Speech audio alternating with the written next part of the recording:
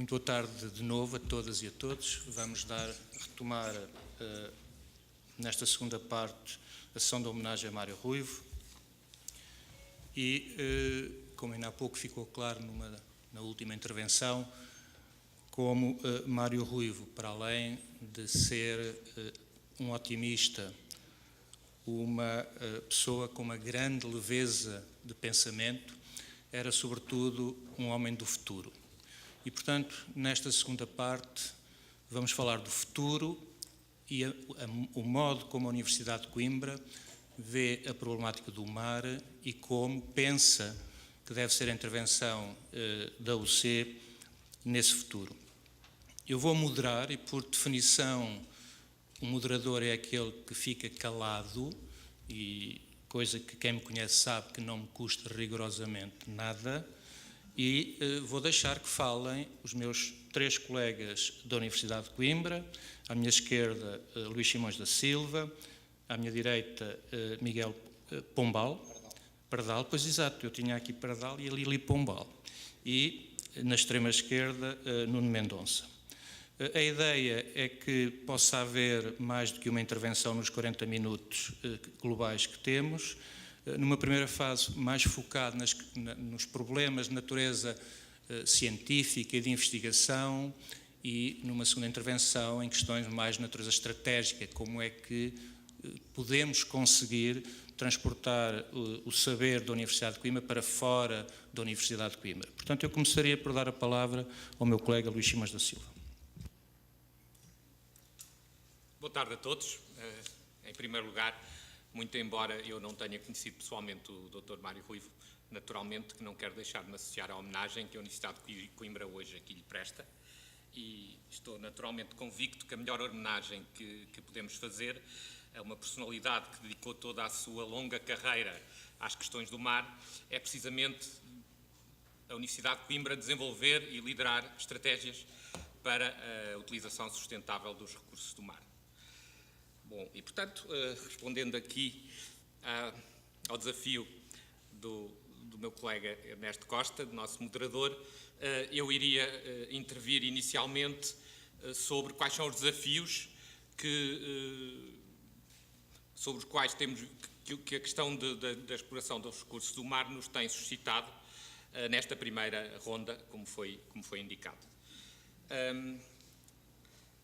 Em primeiro lugar, eu gostava de dizer que a reflexão que temos feito sobre... Eu sou engenheiro civil de formação e, portanto, naturalmente, que o que trago aqui é uma visão operacional de engenharia, mas muito focada em preocupações de sustentabilidade que são essenciais para a sobrevivência do nosso planeta, e esses são, digamos, as condicionantes e os desafios que o mar nos traz para as próximas décadas. O primeiro dos quais são naturalmente as alterações climáticas, que felizmente não está aqui nenhum apaniguado de Donald Trump, espero eu, e portanto nas quais todos acreditamos e estamos convictos que são irreversíveis e, portanto, temos que desenvolver todas as ações para as mitigar. Portanto, essa é uma condicionante muito importante, mas que tem implicações diretas naquilo que vai ser o futuro da humanidade, e estou aqui a projetar aos próximos 100 anos, porque é naturalmente nas universidades que se tem que pensar a longo prazo. E, portanto, a necessidade de passarmos a viver dentro d'água é uma inevitabilidade. E, portanto, temos, como foi dito também anteriormente, temos que dominar melhor aquilo que podemos fazer para o conseguirmos fazer, sobrevivermos, mantermos tanto quanto possível a nossa qualidade de vida. Portanto, esse é um desafio fundamental, é como desenvolver conhecimento, tecnologia para, quer offshore, quer na zona costeira, chamo nearshore, podermos desenvolver capacidade de ter habitação, explorar recursos naturais, recursos dos fundos oceânicos, recursos mineiros, promover a produção de energia, desenvolver a produção de alimentação e, naturalmente, conseguir implementar as infraestruturas necessárias para que tudo isto seja possível. E Portugal, naturalmente estamos confrontados com uma plataforma continental de grande expansão. Estou a ver aqui o moderador já olhar para mim, eu vou acabar rapidamente. E Portugal tem um desafio ainda mais difícil, porque a nossa plataforma continental, a nossa zona exclusiva, que se for alargada será de grande dimensão, é de águas profundas. Portanto, nós não podemos ir utilizar estratégias como os chineses, de ir fazer terraplenos e acrescentar ilhas pelo mar adentro. Aqui temos que ser capazes de o fazer com águas profundas, e isso requer naturalmente competências muito mais acrescidas. E, portanto, é com esta motivação, com estes desafios, com as ameaças e os objetivos de o fazer, como agora está mais na moda dizer, numa lógica de economia circular, eu diria numa lógica de sustentabilidade, com zero energia, promovendo o bem-estar das populações, dando resposta ao problema dramático das migrações das populações, que se vai agravar nas próximas décadas de forma significativa, e ao mesmo tempo garantindo segurança, desenvolver estratégias que possibilitem o desenvolvimento da nossa vida no mar. E eu termino esta intervenção dizendo, muitas vezes nós vemos no cinema o futuro, e aqui quase que é o filme Waterworld a passar à frente dos nossos olhos e a ditar-nos aquilo que vai ser o nosso futuro. Muito obrigado. Daria agora a palavra ao meu colega Miguel Pardal. Deixa à vontade. Bom, eu sou Miguel Pardal, não Pombal, e sou biólogo de profissão. E conheci vagamente, em termos pessoais, o homenageado de hoje, mas sem dúvida nenhuma conheci a obra dele. E por isso também estou aqui hoje, e é com muita honra que aqui estou. Relativamente ao que estamos aqui hoje a fazer nesta segunda parte, sendo esta uma primeira fase vamos ver os desafios que temos, a primeira coisa que eu gostava de salientar, pelo menos é a minha opinião já há muito tempo, é que, sendo eu biólogo, obviamente vou olhar para os recursos biológicos marinhos, também há os geológicos, etc., o gás, o petróleo, etc., já lá vamos. Mas eu considero os recursos biológicos marinhos uma questão de soberania nacional. É tão importante como defendermos o nosso território. Porque nós, sem os nossos recursos, não sobrevivemos. Isto é como termos água potável. E, portanto, nós hoje ainda estamos a fazer este salto na sociedade de perceber que o mar, e nomeadamente os seus recursos, que não são só biológicos, mas os seus recursos fazem parte daquilo a que eu considero a soberania nacional. E, portanto, não é só nós, sociedade civil, que devemos falar também, mas também com outras instituições, nomeadamente até instituições militares, por exemplo. Eu considero que isto é extremamente grave e é extremamente importante. Porquê? Quando nós falamos, por exemplo, dos nossos desafios à escala europeia, nós estamos muitas vezes a falar, aquilo que todos nós falamos, das cotas de pesca, no que é que nós temos, se os outros barcos vêm para aqui apanhar o que é nosso, ou se nós vamos para o outro lado apanhar o que é dos outros, etc. Ou seja, estas questões de sobrevivência da nossa economia, porque atenção, isto não é só alimentação, isto também é dinheiro, isto é a nossa economia, isto são postos de trabalho, isto é a nossa sobrevivência. E nesta questão do mar, muito rapidamente eu posso achar aqui vários pontos, vários objetos onde nós podemos ter opiniões extremamente diversas. A primeira é a pesca, os recursos pesqueiros, etc. A seguir são os recursos minerais, o gás natural, o petróleo, etc. Todos nós podemos discutir um pouco para onde é que vamos. A seguir vamos ver os novos produtos que podem vir de organismos marinhos. Cada vez se descobrem mais produtos de origem medicinal, farmacêutica, etc., que vêm dos produtos e dos organismos marinhos, que alguns deles ainda estamos postos a descobrir. Temos outras atividades económicas ligadas ao mar, que nós não ligamos muito diretamente ao mar, mas que são do mar, como, por exemplo, o turismo, os portos, as rotas de navegação. Temos o Porto de Sines, por exemplo. Não é da região centro, mas é ligado ao mar. Até de que forma é que nós podemos maximizar os portos? O Porto de Sines é o primeiro porto para quem vem do outro lado do Atlântico. É muito mais fácil chegar a Sines do que chegar a outro porto qualquer, ou de Espanha, ou de França, ou da Holanda. E é mais barato também. Temos ainda a aquacultura. Temos grande potencial da aquacultura na região centro. Está ali o Edil da Figueira da Foz. percebe isto perfeitamente, mas também podíamos ter aqui o de Mira, que também tem uma das maiores pisciculturas do mundo, também está aqui sediada. Até que ponto é que nós, na aquacultura, temos também mãos a medir? Até que ponto a aquacultura é sustentável? Até que ponto é que nós podemos continuar a investir na aquacultura como ela está neste momento? Até que ponto é que a aquacultura é viável em termos económicos? Eu sei que a aquacultura, hoje em dia, pelo menos é o chavão que serve para alimentar a população que continua a crescer, a população humana. Mas não sei se será tão bem assim. Depois temos, obviamente, outra coisa que eu também acho de extrema importância, que é a proteção da costa e erosão costeira.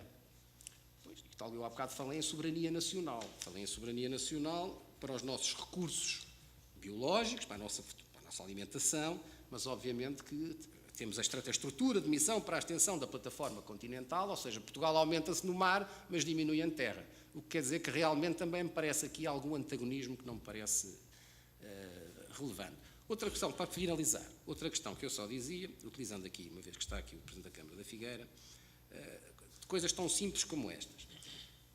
É viável e compatibilizar o turismo com o desenvolvimento, por exemplo, de uma estrutura portuária by-side, como eu costumo dizer, ao lado?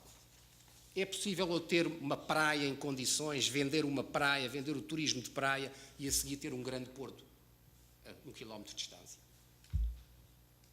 É viável ou não? Até que ponto é que uma universidade ou as universidades o podem ajudar neste sentido? Eu acho que isto é que são os grandes desafios que nós temos em Portugal. Ou, pelo menos, este é um pequeno exemplo, porque está aqui. Muito obrigado. Daria agora a palavra ao Nuno Mendonça, do Tresis. Ora, muito boa tarde a todos. Muito obrigado à organização pelo convite. Tal como o professor Simões da Silva, eu não tive a oportunidade de conviver com o professor Mário Ruivo, mas estou extremamente honrado de ser convidado para estar presente aqui e falar um pouco sobre a função dos 3 Is no mar, na transferência do conhecimento. Enquanto investigador da Universidade de Coimbra, ligado ao Centro de Neurociências, a minha atividade não se tem prendido ao mar, mas enquanto transferência de tecnologia, enquanto bolseiro de gestão de ciência e tecnologia, é exatamente aqui que eu identifico e tento identificar junto dos investigadores, dos 1.700 investigadores que a Universidade de Coimbra tem, que competências, que capacidades, que direção podem ter as suas investigações, as suas diferentes valências, possam ser aplicadas à economia do mar. E neste sentido é bastante interessante que num questionário e numa série de entrevistas feitas nos últimos meses, a mais de 50 investigadores que manifestaram interesse e manifestaram disposição e disponibilidade para transferir o seu conhecimento para o mar, identificamos diferentes valências em diferentes centros. Não podemos esquecer que a Universidade de Coimbra tem 8 faculdades, quase 40 centros de investigação, são 1.700 investigadores, cada um com uma valência específica, com uma especificidade muito sui generis entre linhas de investigação. Mas são conhecimentos que podem e são transversais a outras áreas. O mar é interdisciplinar. E com este foco, o trabalho que tem sido feito, quer na área da saúde, pela minha colega Marta, nos 3 Is, quer por mim, a nível do mar, tem vindo a permitir identificar e potenciar diferentes candidaturas nacionais e internacionais visando essa transferência. E é exatamente aqui que, de tudo o que eu ouvi até agora, quer na primeira sessão e quer dos meus colegas oradores, onde nós, na minha opinião pessoal, devemos apostar cada vez mais numa transferência eficaz e eficiente do conhecimento que é gerado na Universidade de Coimbra, que não tem sido uma aposta constante de longo prazo a nível do mar, mas que cada vez tem vindo a afirmar-se com maior protuberância. Nomeadamente, quer em Mira, pelo professor Miguel Pardal, quer na Figueira da Foz, pelo professor João Carlos Marques. São 2 exemplos que, e direcionando aqui um pescar de olho ao Presidente da CIM, que se calhar poderá ser aqui um parceiro interessante numa coordenação e um alavancar com a Universidade de Coimbra dessa transferência de conhecimento do conhecimento da Universidade de Coimbra para as incubadoras que estão presentes em cada uma dos concelhos e que podem certamente contribuir e muito para potenciar e divulgar ainda mais estas capacidades, essas competências. Muito obrigado. Nós tivemos uma primeira ronda de intervenções, foram relativamente distintas. Foram colocadas algumas questões e eu há pouco disse que o moderador é alguém que deve estar sobretudo calado. Algumas dessas questões tiveram mesmo direção expressa, pessoa para a pedir resposta, mas acho que devo continuar com o guião, sendo certo que, se o tempo o permitir, teria todo o gosto em que, da parte da assistência, pudesse haver participação e resposta a estas questões que acabaram de ser colocadas. Eu creio que agora nesta segunda parte, e temos o tempo, eu creio que os nossos convidados se assustaram com a minha cara, eu próprio me assusto todas as manhãs ao espelho. Eu não estive aqui a tentar condicionar o tempo, estava apenas a marcá-lo. Temos tempo e, portanto, eu daria de novo a palavra ao professor Luís Simões da Silva e, se possível, tentar perceber melhor, para já, se tem respostas para o Miguel Pardal e como é que vê em concreto a intervenção da Universidade de Coimbra, também já foi aqui levantado, mas em concreto o que é que a UC pode fazer para conquistar o mar. Muito bem. Bom, então, eu respondendo a esta segunda parte do desafio, gostava de apresentar o que é a nossa visão relativamente ao desenvolvimento de estratégias para o mar. E a primeira coisa que gostava de dizer é que é uma visão estratégica que é, primeiro, está em construção, como sempre, como tudo está sempre em evolução, porque se não aprendemos com aquilo que nos acontece diariamente, naturalmente não vamos ser bem-sucedidos. Mas, em segundo lugar, mas de forma muito crucial, é uma visão integradora. Portanto, é uma visão que pretende integrar tudo o que possa contribuir para dar resposta a este desafio. Tem sido desenvolvida em estreita colaboração na minha unidade de investigação, o ISIS, em grande colaboração com a unidade de investigação liderada pelo professor João Carlos Marques, o MAR. E isso tem sido, naturalmente, uma mais-valia para podermos desenvolver estratégias que possam conduzir a este objetivo, que é o de conseguir caminhar para uma liderança científica e tecnológica da Universidade de Coimbra no que diz respeito a esta temática.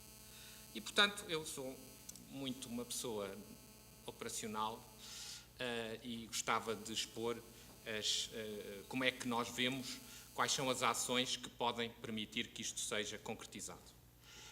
E devo dizer também que isto não é um exercício abstrato, é um exercício que está a ser construído em coisas que temos vindo a conseguir ao longo dos anos. Portanto, não estamos hoje a fazer isto não é o resultado de uma reflexão em que vimos agora transmitir e então agora vamos tentar fazer qualquer coisa. Não, já temos passos significativos dados nessa direção. E, portanto, nós achamos que há três frentes complementares em que é preciso atuar para desenvolvermos uma estratégia para o mar. Um parênteses antes de avançar. Naturalmente que nos aspectos mais concretos eu vou focalizar naquilo que é a área de intervenção onde nós, na minha unidade de investigação, temos competências reconhecidas, obviamente, mas com a tal visão integradora de abertura para incorporar outras valências. Bom, mas, portanto, essas frentes são formação, em primeiro lugar, investigação e desenvolvimento tecnológico e transferência de tecnologia. Bom, parecem chavões, toda a gente está certamente de acordo que para desenvolver uma estratégia para qualquer setor é necessário ter trabalhar estas três vertentes, mas agora aqui eu queria concretizar. E, em primeiro lugar, gostava de dizer que nos aspectos específicos em que nós temos competência para intervir, nós estamos vocacionados para trazer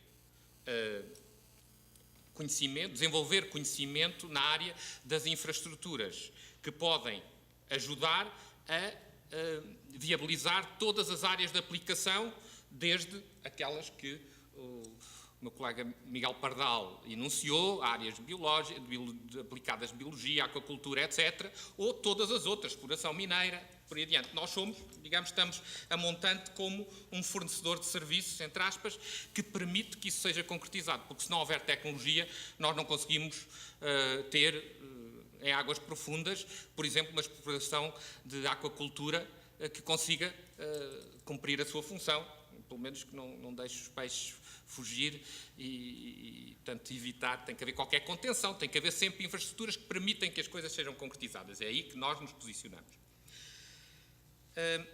Relativamente à formação, foi recentemente assinado um protocolo entre a Universidade de Coimbra e mais 3 entidades fundadoras, uma das quais o estaleiro da Figueira da Foz, o ISQ e a Quasar, para um hub naval muito centrado na região centro e na Figueira da Foz. Portanto, o objetivo aqui é... Porquê? Porque há preocupações de formação muito prementes para todo o setor industrial naval, por exemplo. E, portanto, foi assinado um protocolo que tem como objetivo desenvolver formação. E a nossa intenção é, progressivamente, criar formação avançada em Ocean Engineering, em engenharia oceânica, cobrindo as vertentes de arquitetura naval, estruturas offshore e gestão portuária e marítima. E devo dizer que nós temos vindo a implementar, a desenvolver cursos de formação na área de offshore desde 2014, que têm tido um sucesso assinalável, com atratividade global, estrangeiros a virem frequentar esses cursos que nós fazemos. Portanto, formação, primeiro aspecto. Segundo aspecto, investigação e desenvolvimento tecnológico. Bom, aqui, naturalmente que partimos daquilo que é a realidade da nossa unidade de investigação, que é especializada em construção metálica, mas o que se faz offshore é fundamentalmente construção metálica. E temos uma equipa de 26 doutorados, 47 doutorandos, 11 funcionários de apoio, em tempo full-time dedicada a este objetivo. E temos, naturalmente, um histórico de projetos, a maioria deles europeus, que nos ajudou a desenvolver a nossa competência nessa área, e identificámos o interesse estratégico do setor da construção metálica português, que tem capacidade instalada altamente produtiva e que tem o interesse em poder ser fornecedor do setor offshore. E, portanto, com tudo isto, fomos desenvolvendo esta estratégia de criar conhecimento, agregar todos os stakeholders interessados para desenvolver conhecimento para o setor. E desse sentido, devo dizer que temos aprovados um projeto de suspense dedicado às alterações climáticas e fenómenos extremos, com um forte enfoque nos aspectos oceânicos. Temos um projeto de transferência Centro-Adapt, também aprovado, que está em curso, para fazer transferência relativamente às alterações climáticas. Temos um projeto mobilizador. Quem não sabe, um projeto mobilizador é uma iniciativa que está enquadrada nos programas quadro e que se destina a promover a inovação, a competitividade e a capacidade de exportação de setores da economia portuguesa, e nós lideramos a candidatura a um que chamamos Sea Factory, a fábrica do mar, que é um projeto de 9,7 milhões e que está em fase final de avaliação, e estamos muito confiantes que irá ser aprovado, em que essa candidatura, que tem 28 parceiros, a maioria deles empresas, foi concebida aqui na Universidade de Coimbra. E, finalmente, porque precisamos de aprender com os melhores, estabelecemos uma parceria com a Universidade de Trondheim, na Noruega, e com a Universidade de Delft, para a transferência de conhecimento neste setor para a Universidade de Coimbra, para nos poder posicionar competitivamente neste setor. E, concluindo, não dizendo muito sobre isto, aqui o Nuno Mendonça vai certamente aprofundar mais, o terceiro pilar é a transferência de tecnologia, e a incubadora de empresas da Figueira da Foz, a que recentemente a Universidade de Coimbra passou a integrar como entidade aderente, é o terceiro pilar para conseguir concretizar esta visão, que nos parece que é extremamente interessante e que é um desafio espetacular para a minha equipe. Silva e agora o meu colega Miguel Pardal, eventualmente já encontrou resposta às perguntas de há pouco. Já, sim, senhor. É porque isto tem dois nomes, eu tenho dois nomes, de um lado e do outro. Daí a confusão aqui no nosso moderador. Bom, falando aqui um bocadinho dos desafios, novamente, e das soluções para esses desafios. O centro, eu sou biólogo, como já disse há pouco, o centro a que eu pertenço, o Centro de Ecologia Funcional, tem cerca de 150 investigadores, doutorados agora, 180, 160, não interessa, à volta de mais de 100. E o problema é que nós docentes somos poucos. E isto é algo que é latente em muitos dos nossos centros. Dos 1.700 investigadores da UC, não são 1.700 docentes, obviamente. E, portanto, as nossas equipas, felizmente, nós... Se eu disser isto em números, as pessoas se calhar compreendem melhor.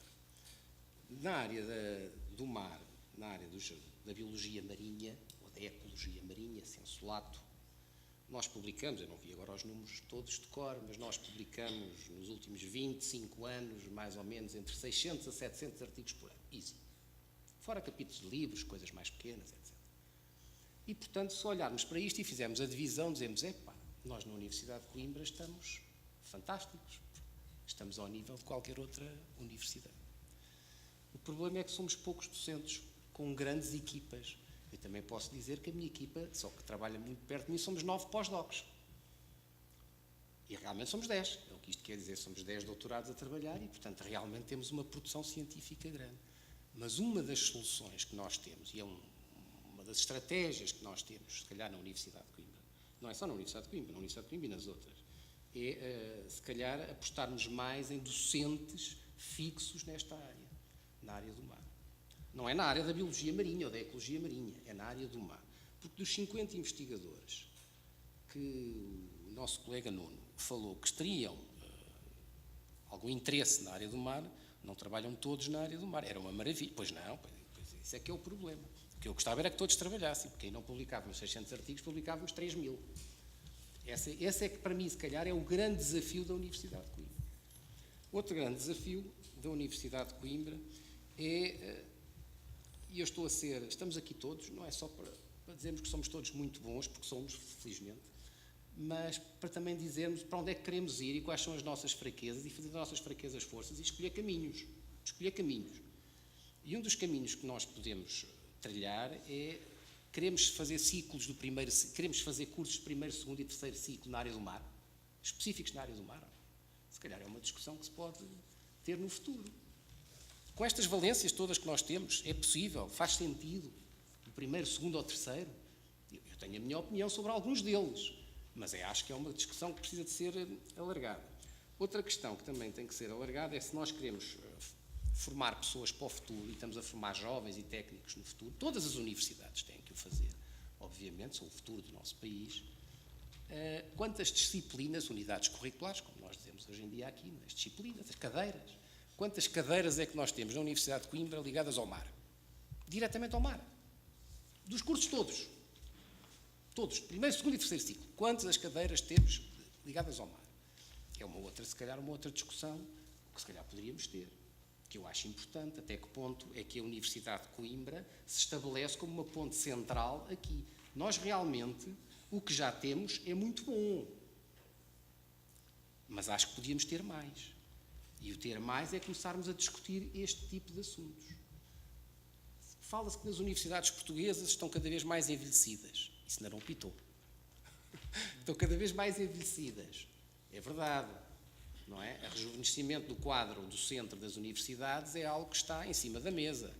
Temos rejuvenescido pouco, temos renovado pouco. Rejuvenescido não rejuvenescemos nada, mas temos renovado pouco.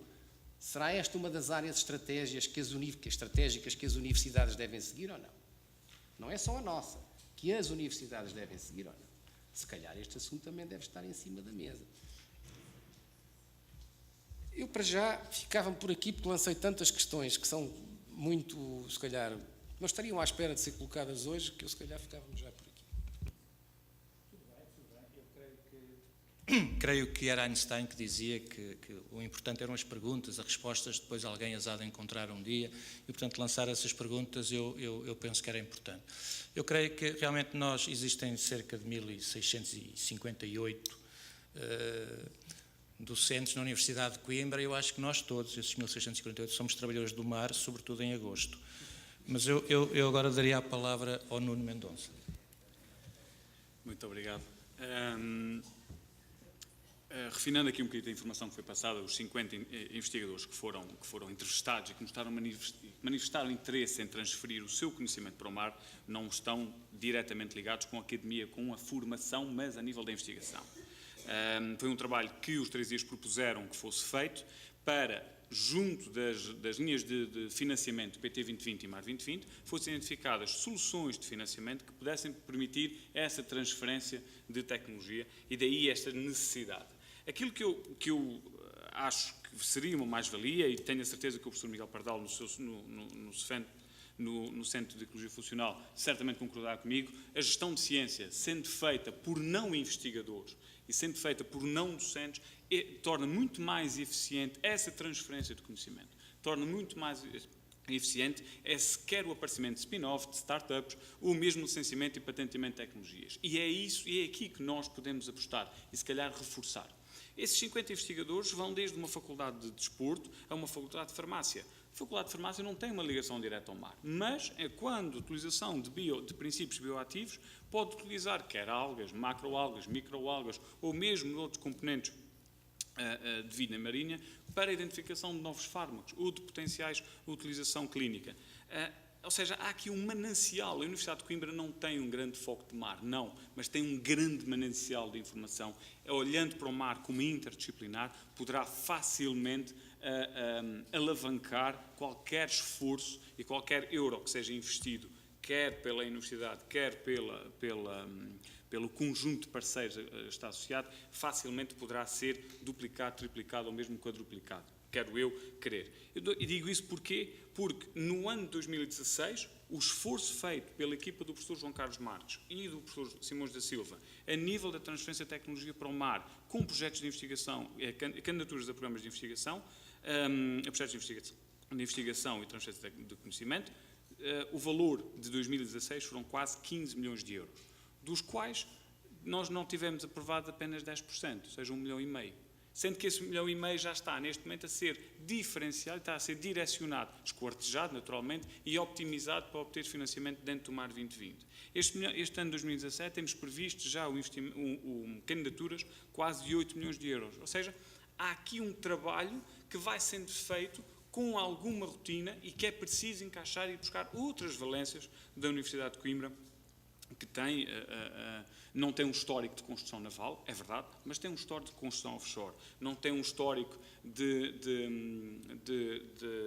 tecnologia robótica na área de rovos, mas tem um histórico de drone, de monitorização de orla costeira. Ou seja, há aqui valências que nós facilmente podemos encaixar e podemos ver crescer e sedimentar na nossa universidade.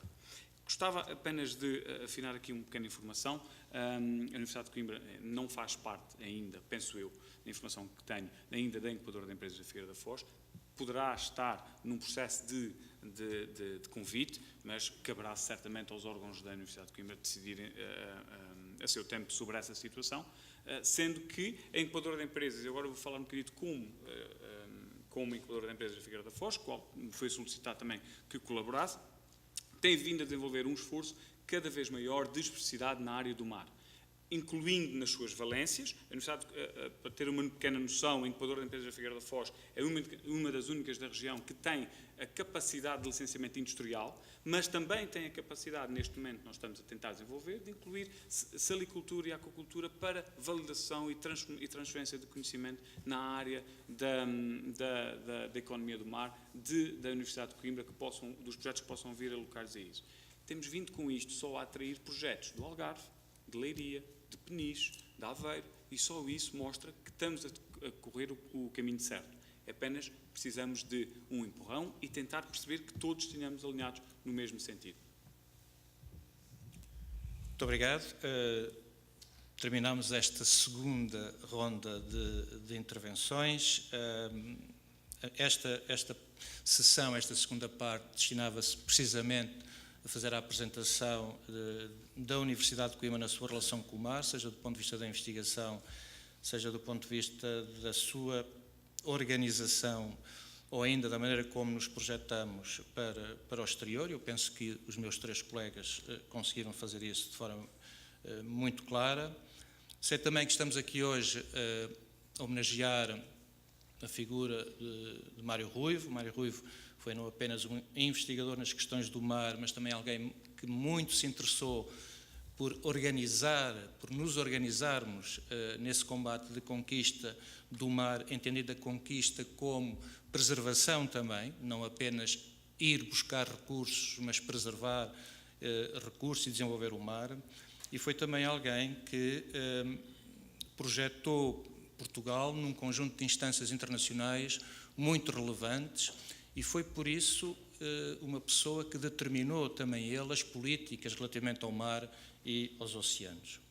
E eu creio que a UC, mostrando que é capaz de ter uma intervenção concreta na área do mar e que está preparada para os desafios do futuro, faz, desta forma, uma homenagem àquilo que foi o combate de uma vida. Nós temos previsto uma síntese da mesa redonda a cargo do meu colega João Carlos Marques. Eu estou aqui na condição, pela 3ª vez o digo, de moderador. Eu creio que eu tenho muita dificuldade em monólogos. Isto também era uma mesa redonda que se destinava a apresentar a mesma visão e, portanto, nós tínhamos aqui 3 pessoas com visões diferentes sobre a mesma realidade e, portanto, eu talvez me atrevesse, usando da faculdade de estar a moderar esta mesa, de ser um pouco imoderado e de permitir que nos próximos 5 minutos possamos de alguma forma interagir. Foram colocadas algumas questões, volto a dizer umas com destinatário óbvio e claro. Eu não sei se o Dr. João Ataíde quererá responder.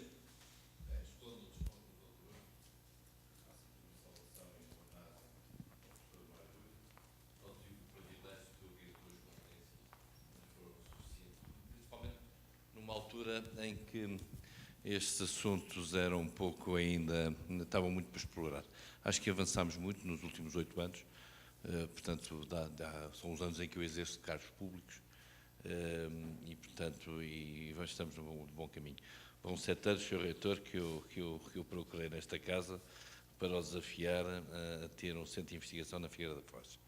E de facto, em 2, 3, porque foi há 3 anos que o instalámos, depois de vencer alguma burocracia e dificuldades financeiras, conseguimos de facto, e portanto aqui presto também o meu agradecimento, o meu reconhecimento à Universidade pelo facto de hoje estar na Figueira da Foz com o Centro de Investigação e e até colocar em questões, obviamente que temos um grande futuro pela frente. A primeira questão tem a ver com a compatibilidade da praia ou do turismo com a exploração, com a exploração marginal de empresas, etc.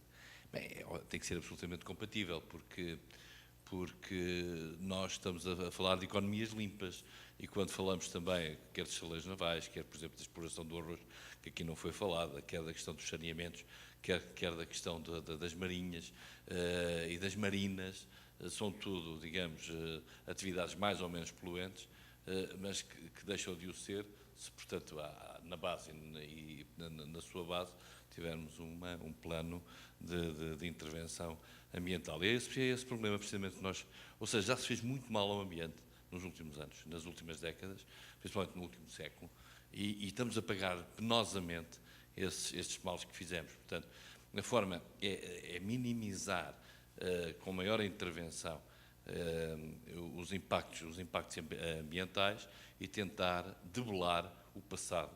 E o passado é um passado extremamente gravoso. Por exemplo, enfim, com as poluições de grandes empresas, etc.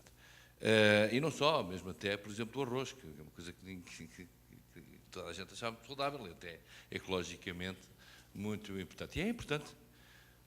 Portanto, há muito que fazer, essa é talvez uma das maiores preocupações que nós temos no Centro de Investigação, é tentar aumentar o nível da qualidade da água no estuário.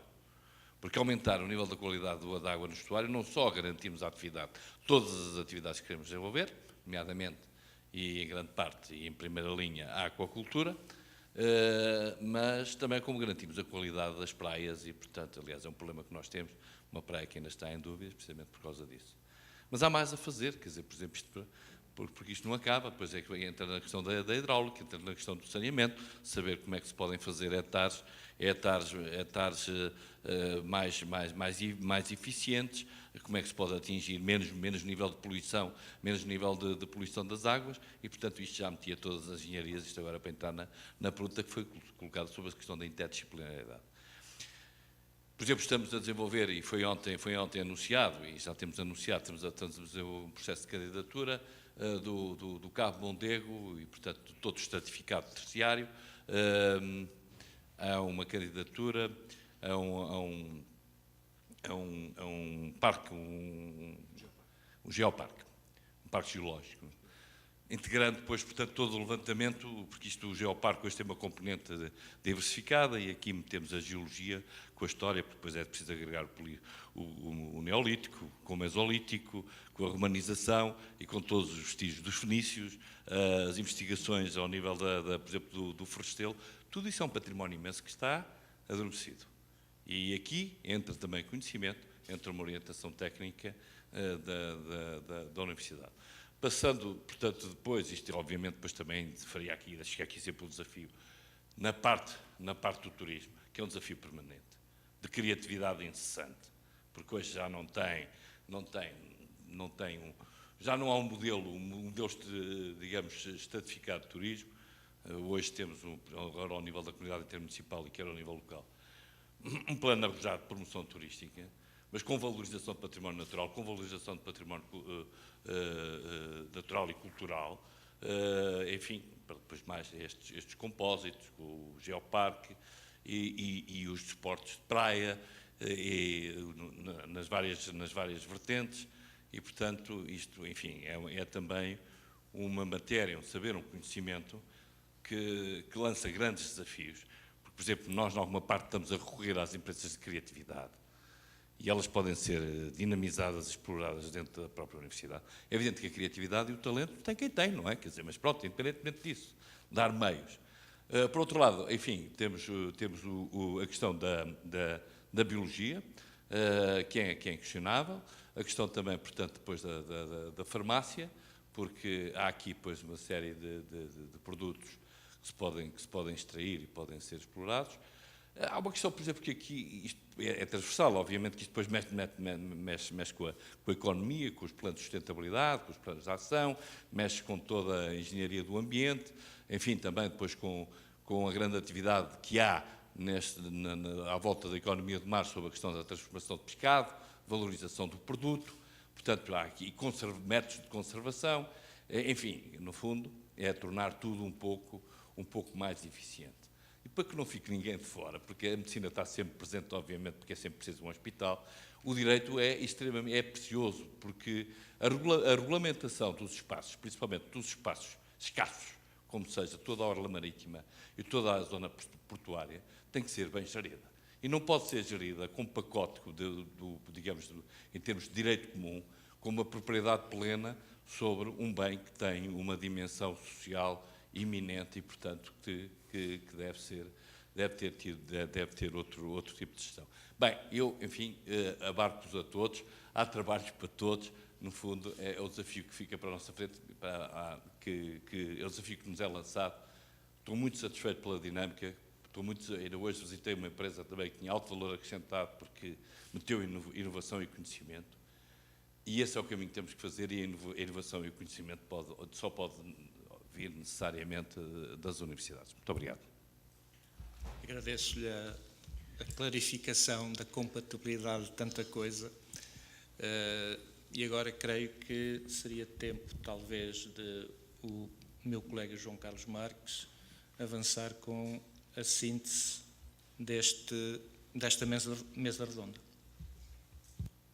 Bom, obrigado então, vou tentar fazer essa síntese. Quer dizer, as boas sínteses já estão feitas antes, normalmente, não é? Quer dizer, mas eu estou a brincar. Ora bem, esta homenagem, portanto, ao professor Mário Ruivo, com quem, aliás, eu desenvolvi durante muitos anos e em muitas ocasiões, portanto, uma muito boa amizade e muita colaboração também, foi pensada em termos de projetar o passado no futuro. Portanto, esse foi o desenho, mais ou menos, que esta sessão tentou ter. Ora bem, de facto, muitas das coisas que ele pensou estão refletidas em muitas outras que, hoje em dia, estão na nossa conversa corrente, portanto, como se costuma dizer, estão na ordem do dia e que já foram abordadas noutras intervenções. Portanto, cabe-me a mim sintetizar um pouco esta mesa redonda, que não é assim tão redonda, realmente, e esse projetar no futuro, eu, obviamente, e essa também era a opção de figurino para esta sessão, seria pensar essencialmente a universidade. Quer dizer, não é pensar o futuro como um todo, porque isso, obviamente, excederia a minha capacidade de síntese, nomeadamente quando o Ernesto me cortar a palavra, não é? Portanto, eu vou tentar equacionar esta síntese em perguntas, que é a forma mais fácil realmente de fazer. E começaria por uma que é: tem a Universidade de Coimbra investigação na área do mar? Bom, já ouvimos aqui muitas coisas a esse respeito e a resposta é sim, tem. Há pelo menos 30 anos, ou praticamente, desde a década de 1980, e até havia coisas antes, mas quer dizer, de uma forma mais consistente, desde 1980, que alguns grupos começaram a desenvolver atividades de investigação na área do mar.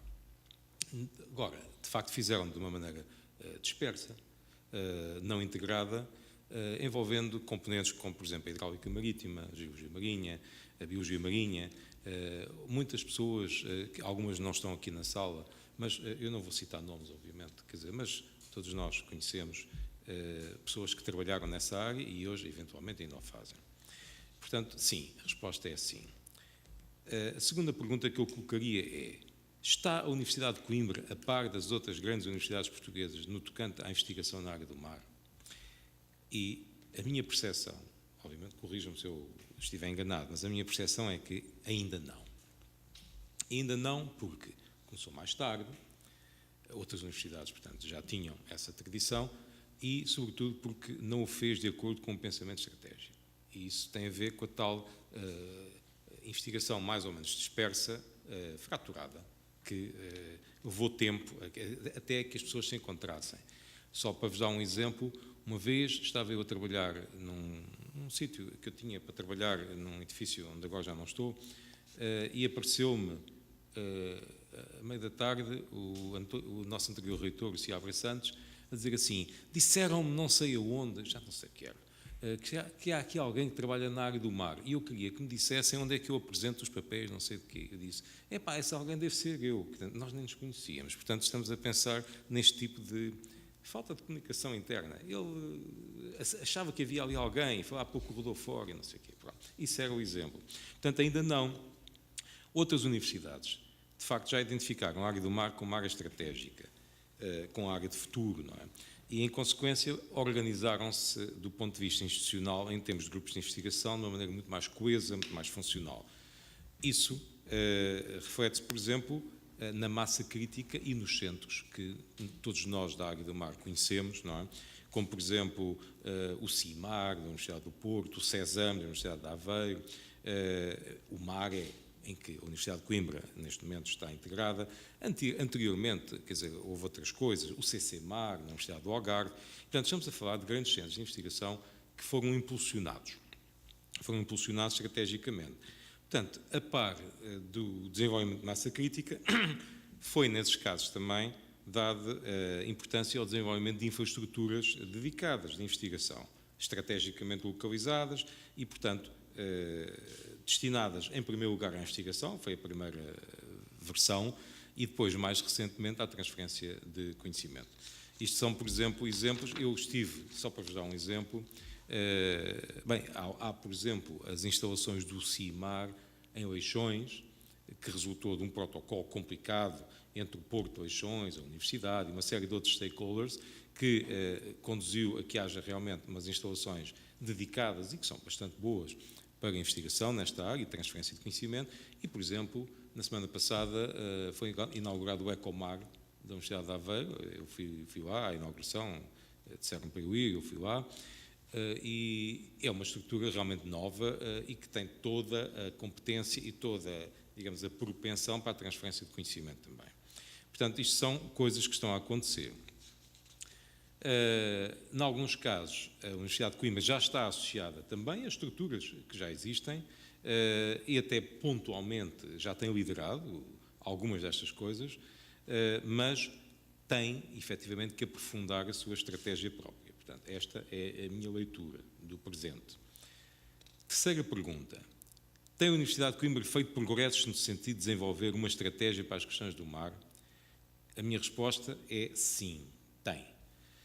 Nos últimos anos, tem começado a haver realmente um esforço de ter um pensamento estratégico a este respeito. Tem sido desenvolvido sobretudo no contexto do Instituto de Investigação Interdisciplinar, o que, aliás, é normal, atendendo à característica desse próprio Instituto. E aqui, isto aqui é uma opinião puramente pessoal, não é alheia à ação do Vice-Reitor para a Investigação a esse nível. Tem sido realmente importante, porque identificou, e a meu ver bem, algumas das linhas diretrizes que eram suscetíveis de produzir resultados. Eu não estou a dizer isto para elogiar, estou a dizer isto porque acho que é assim. Portanto, pude experimentar isso diretamente e, juntamente com o apoio que vice-reitor e reitor, o meu primeiro contacto foi com o vice-reitor e depois reitor, encontramos, por exemplo, para avançarmos para a Figueira da Foz, foi, obviamente, um pensamento estratégico. De outra forma, não teria sido possível. Se me dissessem, olha, sim, olha, faz lá isso, vai lá tu, quer dizer, vai lá eu, não vai lá nada, quer dizer. Portanto, isto, obviamente, só com a instituição por trás é que é possível. Não é? Portanto, transferência de conhecimentos e inovação é, digamos, o contexto em que nós temos que nos mexer e, neste caso, acho que estamos a pensar as coisas corretamente, mas temos muito caminho para fazer. Não é? Qual o caminho que a Universidade deve fazer no que respeita a estas questões do mar? Bem, o mar é um desígnio nacional, pelo menos tem sido assim referido sistematicamente, e, portanto, nós não podemos, a Universidade não pode aliar-se disso, não pode aliar-se do mar. Não é? Portanto, a par da investigação fundamental, na minha opinião, terá que haver uma forte incidência na transferência de conhecimento. Várias pessoas aqui, várias intervenções já disseram isso. E é aí que vão residir realmente as maiores oportunidades. Nós não estamos a dizer que vamos fazer e tal, estamos a pensar fazer. Não, há coisas em curso. Há vários projetos que já estão aprovados, foram referidos vários. Eu nem sabia que era tanto dinheiro, o Nuno Mendonça referiu o valor, mas eu nem sabia que era tanto, porque eu, presentemente, não quero tratar de nada que tenha a ver com dinheiro. Mas há mais que já foi aprovado. Pronto, ótimo. E eu nem sabia, porque eu, presentemente, não quero tratar de nada que tenha a ver com dinheiros, quer dizer, só quero agora pensar as coisas, não é? E, portanto, essa transferência de conhecimento é importante com vista ao desenvolvimento sustentável e à autorização sustentável dos recursos marinhos, é aí que as coisas estão a dar, a adaptação da economia e das atividades económicas às alterações climáticas, portanto, são coisas óbvias. Portanto, isto porquê? Reparemos, a economia do mar tem-se mostrado realmente resiliente.